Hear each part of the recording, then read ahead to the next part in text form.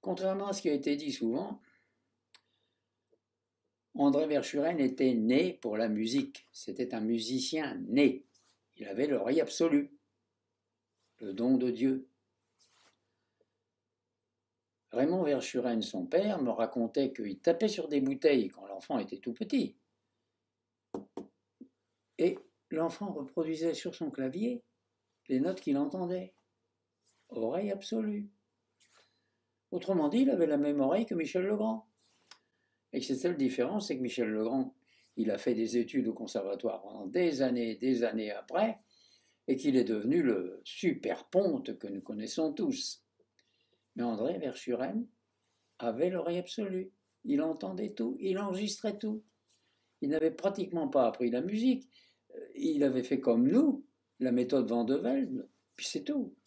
Mais il avait fait très vite la relation entre le clavier et ce qui était écrit.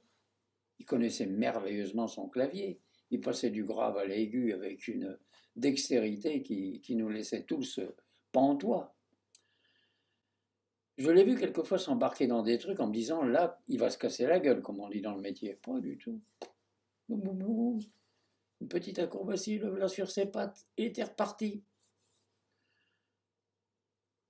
Alors j'ai toujours su, même quand j'étais tout jeune, qu'André Verschuren ferait la carrière qu'il a faite. Ça ne m'a pas étonné jamais quand il est devenu vedette.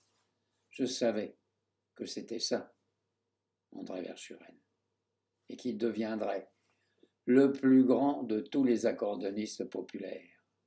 Eh oui.